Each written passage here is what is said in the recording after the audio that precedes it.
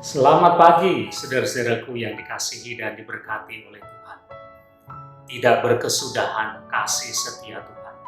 Tidak pernah habis rahmat Tuhan, selalu baru setiap pagi. Saudara mungkin saudara tahu bahwa di sekitar kita ada orang-orang tertentu yang sangat suka untuk membicarakan kesalahan orang lain, kekurangan orang lain, kejelekan orang lain. Ada orang-orang yang seperti itu, suka untuk membicarakan kekurangan, kejelekan orang lain. Rasanya begitu asik ketika kita membicarakan kekurangan orang lain, kesalahan orang lain, kejelekan orang lain. Kita begitu bersemangat untuk membicarakan setiap kekurangan-kekurangannya.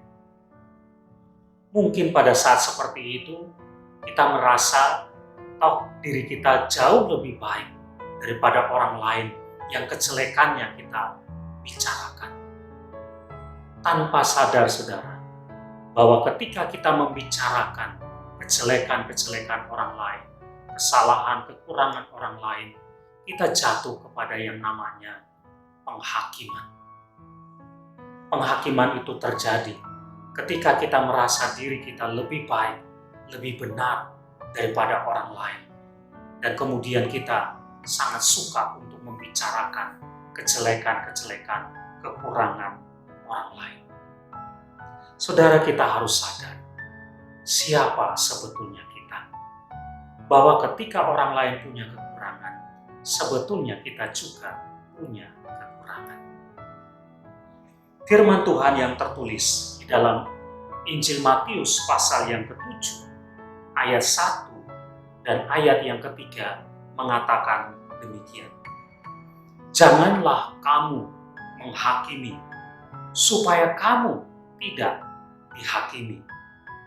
Karena dengan penghakiman yang kamu pakai untuk menghakimi orang lain akan diukurkan juga kepadamu. Bagaimanakah kamu dapat melihat selumbar di mata saudaramu, sedangkan balok yang ada di dalam matamu tidak engkau ketahui? Firman Tuhan ingatkan, jangan kita menghakimi. Karena kalau kita menghakimi, kita pun akan dihakimi.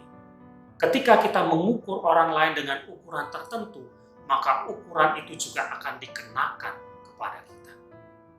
Bagaimana kita bisa melihat ada selumbar? Selumbar itu serpihan kayu yang sangat kecil di mata orang lain. Sementara di mata kita sendiri, di dalam, itu ada balok yang begitu besar.